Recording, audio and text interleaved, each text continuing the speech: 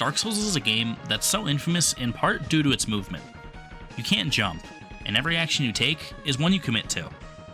And that's what gives it its difficulty in part. If you could just cancel every move into a dodge roll, then the game wouldn't be that difficult. But how about taking away that movement entirely? No dodge rolls, no strafing, no control stick? You know what, how about we just throw away the controller while we're at it? Is that even possible?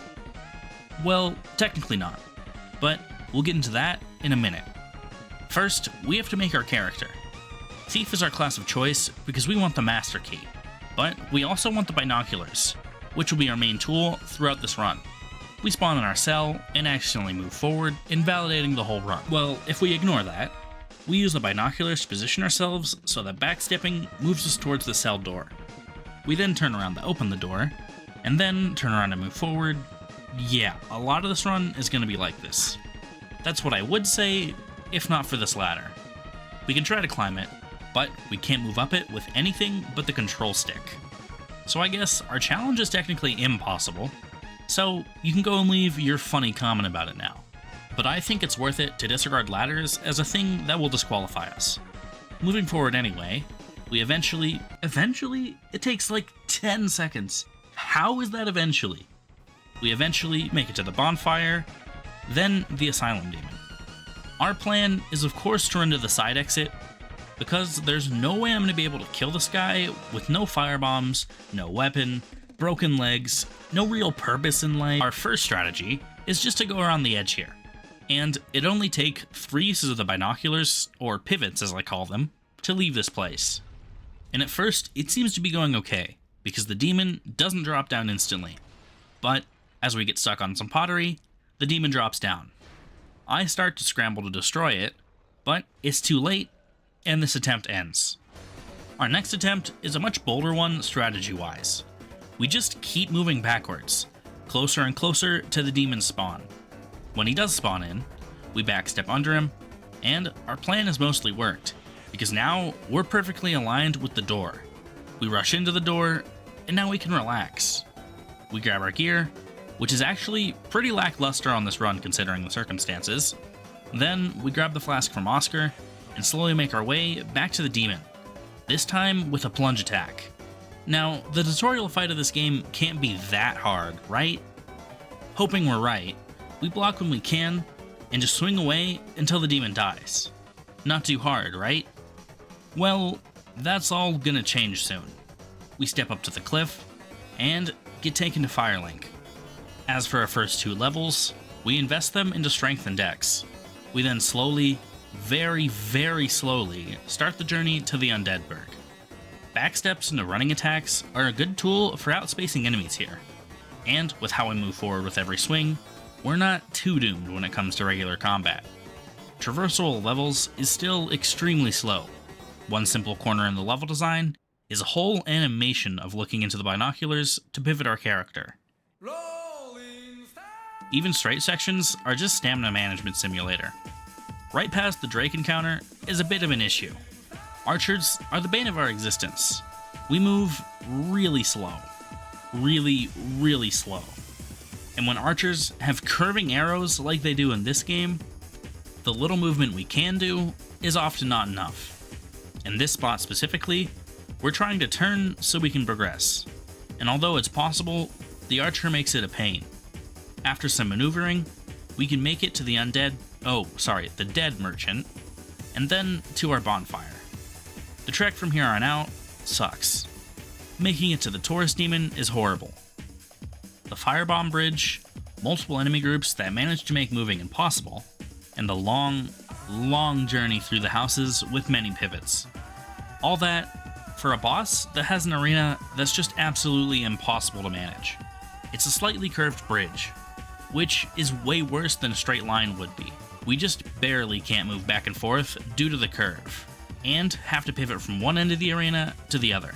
On top of that, making it back to the ladder to land a plunge is almost certainly out of the question. But with the unblockable attacks, and the Taurus demons want to close the distance, I feel like a plunge is needed. After a few attempts, we figure something out. Before the fight, we can line ourselves up so that backsteps lead directly to the ladder. and light attack until we see the demon drop down. Then we have to speed back to the ladder, turn around with the binoculars, climb the ladder, and hope we were fast enough. Plus, hope the demon doesn't use a vertical attack. We land the plunge once, but die pretty soon after that.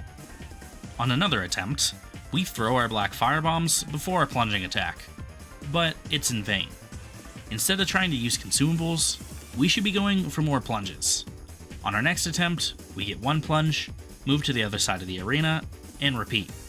We get a second plunge in, and die just at the end of the fight. But we're getting closer. We get a third plunge in on one fight, and that's all she wrote.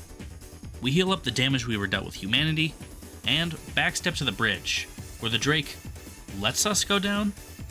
Awfully nice of him. Well, with the shortcut open, it's time to trick the Drake and run under it. Well, that's actually a difficult task. Ideally, we backstep to the other side of the bridge, wait for the Drake to drop, and go under it to the next bonfire. But there are many, many problems with that. Actually getting to the other side of the bridge sucks.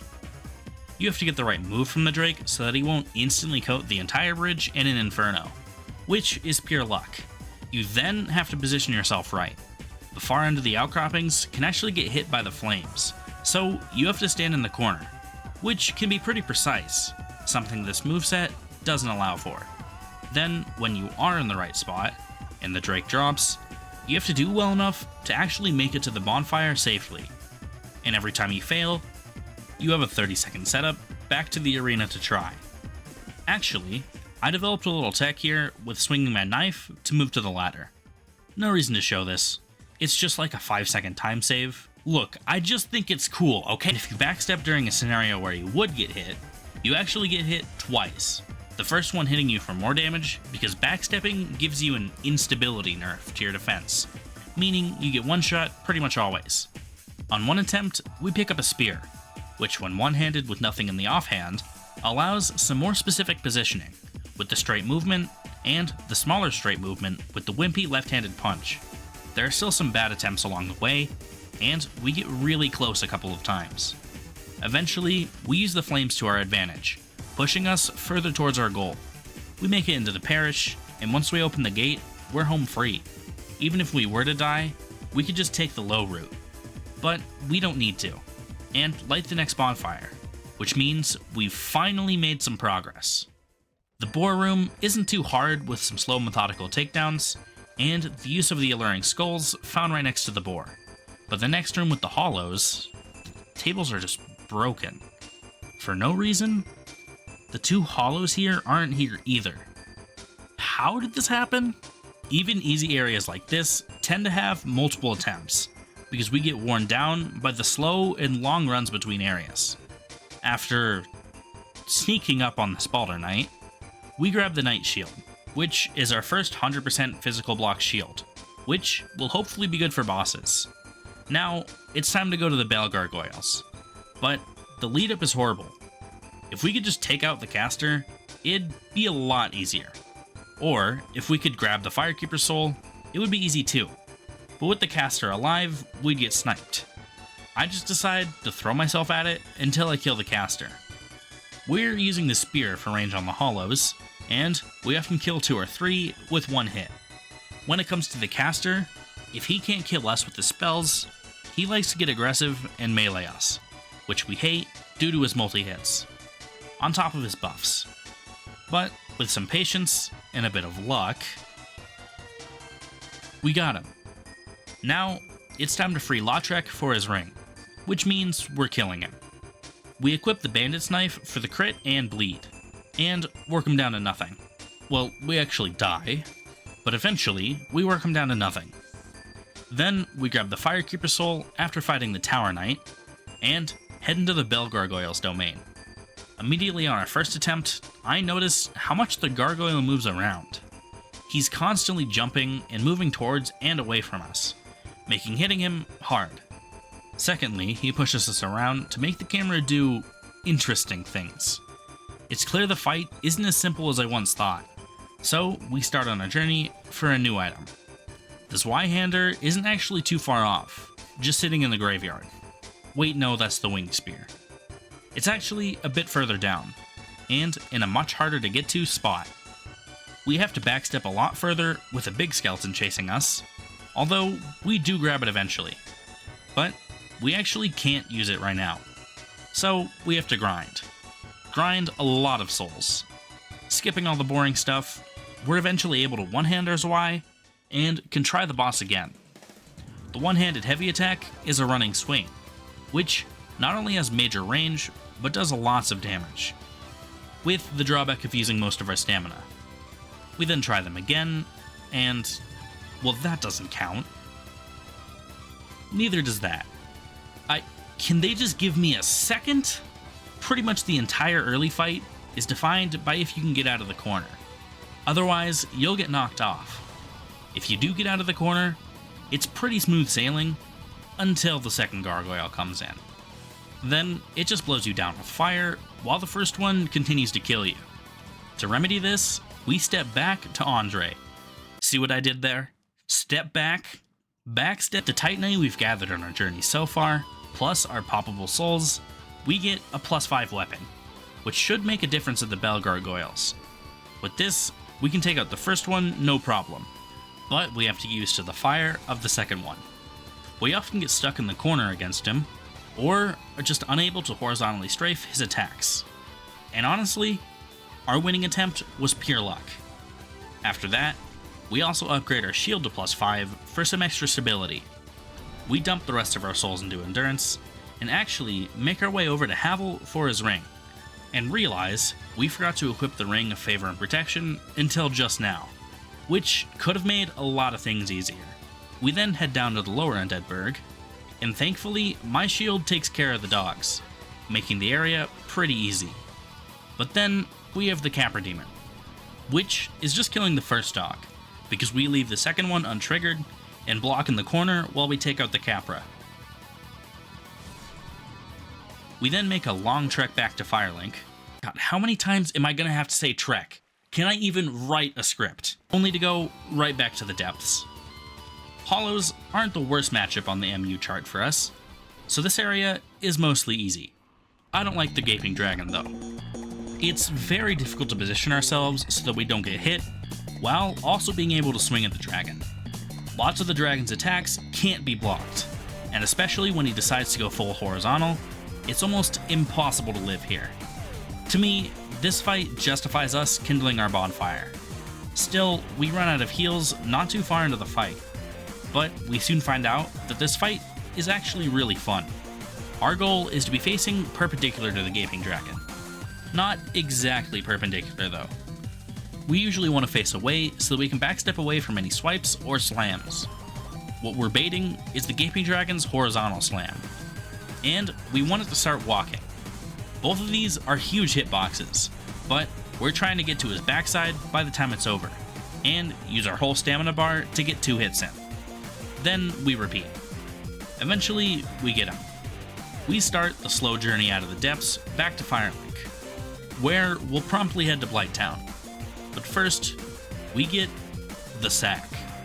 The sack. The sack. While I drop into Blighttown, I want to thank you for making it this far into the video. I'm trying out a new script writing and editing style for this video, so let me know if it's better. If you're enjoying the video so far, feel free to toss me an interaction. It's like tipping the bellhop, and it really truly does help. But even if you don't, just you watching is appreciated. I feel incredibly lucky every day to have even the tiniest audience. And thank you so much for sitting through this spiel. As your reward, let's get back to the video. The journey is slow and easy, but on the way to Quelaag, we're bound to get poisoned. We can wait it out, or use a purple moss from a blow dart spitter. But the fight itself is hard, at least at first. We kindle our bonfire, and Mildred invades us, but we can just use the aggro wall here to kill her. And you know what? I'm summoning her here. We need all the help we can get. And honestly, Mildred does 90% of the work for us here. We backstep to the lower bell, and open up Sen's fortress. Going up to Sen's, we get bothered by the rest of these clerics. Man, I don't even remember killing Petrus. That was so long ago. Before Sens, we decide it's time for a detour to the asylum. We can make an exception for this one. It actually takes us multiple tries to do this jump because we're so used to not using the stick. As we make it to the bonfire here, we realize we haven't leveled up using Quelaag souls, and put more souls into health, and easily take down the Stray Demon for a free Titanite slab. We also take out the Black Knight in our cell, and get the Black Knight sword. Ooh. We also grab the Peculiar Doll. That's not like what we came here for or anything. We use all the souls we've grabbed, even the consumable ones, to get to 18 dex, and to be able to wield the Black Knight sword, which is better for now. Or so I thought, because I realized it's actually just so much worse in both moveset and damage, on top of it being upgraded with Twinkling Titanite. How am I gonna kill a crystal lizard? And for movement, we use the Butcher's Knife, which is the closest we can get to running, at least for now. Sen's Fortress will put this to use. We have to time our heavy attacks to get past these swinging axes, as to not get knocked down. Although, we still get knocked down a lot. Backstepping can still be useful, but it's not as cool as some of our strategies. The boulders here require backsteps though, because we get infinite poise when we backstep through them, and sometimes we get knocked in the right direction. We eventually make it to the hidden bonfire here, although it's rough. The Iron Golem is absolutely terrible. We can't exactly move back and forth with the Black Knight sword, so I think that the Zweihander is more reliable for this fight.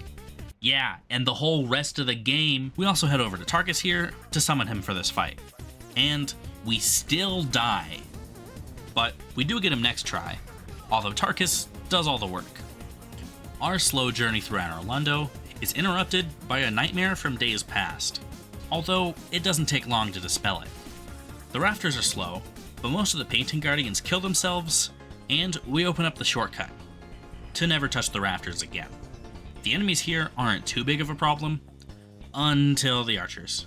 The archers fire in an exact way to catch both backstepping and running with my Butcher's Knife.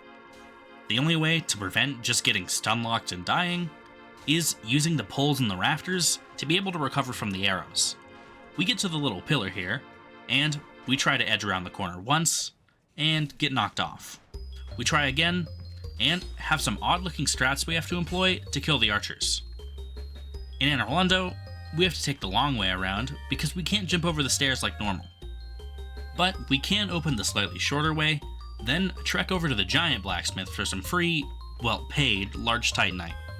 Then, we take down all the enemies in the room before ONS to be able to summon Solaire. Solaire helps us through Phase 1, and though Smo in Phase 2 sucks, we get some lucky combos off after he's gone to finish the job.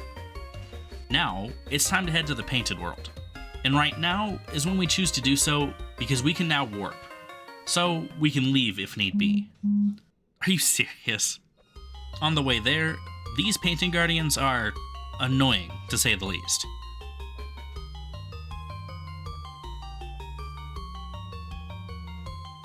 We have to fiddle with the Hollow Archers in the Painted World, but other than that, figuring out the Painted World skip without moving was a fun challenge. Although, not too hard. We have a lot of large Titanite here, so we head to Andre to upgrade our sword to +10, and shield to +7. And we upgrade our armor for no good reason. When we go to place the Lord Vessel, Frampt has fallen asleep. Apparently, we've taken too long.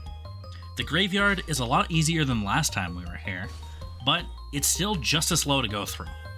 The catacombs, though, not so much. The enemies respawn here until you take out the necromancers, so speed is your friend. Speed is also something I don't have. Once the necromancers die, though, we can take our sweet time. We step our way down to Vamos and deal with the Bone Wheels, who we can just sit in the corner for. Then there's Pinwheel. Oh god, not Pinwheel. Pinwheel is great at running away. So for a limited movement run like this one, he's actually hard.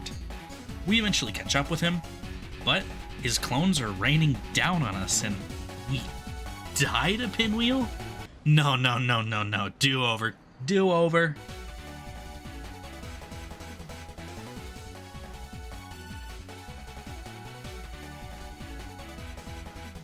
Okay, that's better. The Tomb of the Giants surprisingly isn't too bad, but I think this area is meant to be taken slowly, since you're in the dark the whole time. Eventually, Nito is up. He has a move that's bad for us. His ranged attack comes at no risk to him or his goons, and all the risk to us. We have to hope he doesn't use it too many times while approaching us. Once he does reach us, he has a second attack. His AoE does massive damage even while blocking, and it's basically impossible to run away in time with backsteps, so we decide to just tank it.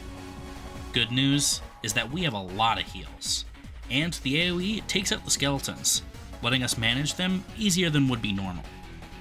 Nito also backs us against a wall, which sounds bad, but it just means we don't have to move forward to hit him. And after more blocks, some close calls, and some humanity burned, we kill Nito on our second try. We head down to New Londo next, but not for the reason you may think. We're not here for the Four Kings, but the very large Ember, and also the farming of Dark Wraiths for chunks, which gets us a plus 15 sword. Now, we can take on Darkroot. Our first task is the Hydra, who we just kind of fumble around with until we do enough damage to kill it. We then easily free Dusk, and we go back to our bonfire to start the journey to the Moonlight Butterfly. It's a long run, but thankfully it isn't too hard. But Tranquil Walk of Peace scared us for a second. The butterfly itself is easy. We just block his attacks, then when it perches, we one-cycle it. With the souls, we buy the Crest of Artorias, and start the even longer journey to Sif. It's the same up to the crest. Then it's easy to the boss. Sif, in my opinion, directly counters shields and or turtling, aka the whole idea of Sif makes not moving a very bad idea. Most attacks would completely drain our stamina, but thankfully we have the Ring of Favor and Protection. We can usually land a heavy attack after a combo or two, and since we do so much damage, Sif goes down in no time. We head down to New Londo next, and aren't excited for the Four Kings.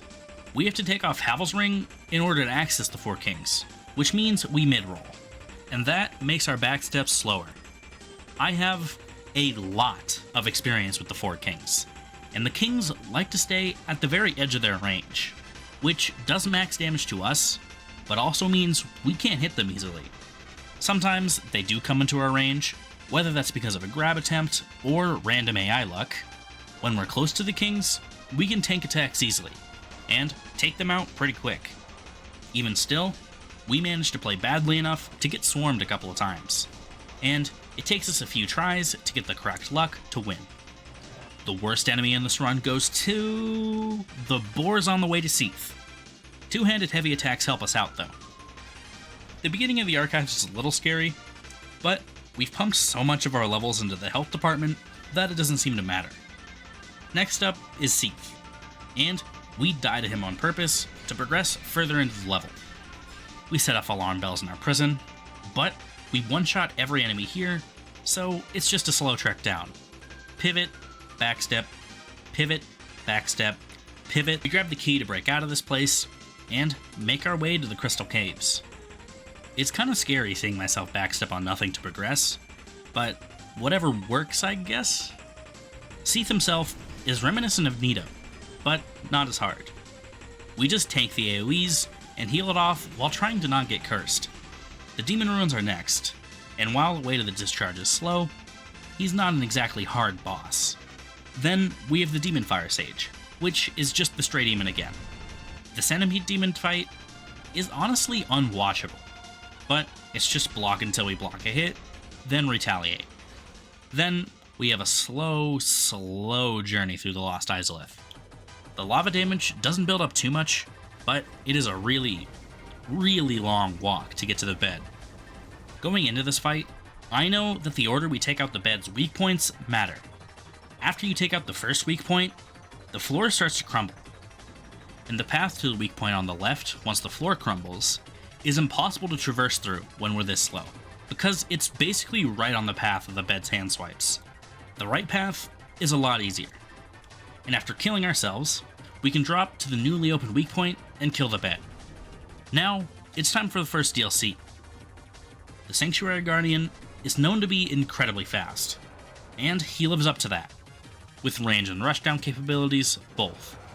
On top of that, when we block, the Guardian pushes us so far and moves in such a way that he often hits us through our shield. It's complete luck at this point. Try to attack, sometimes you get 3 hits in, other times you can't even get there. At least we do okay damage.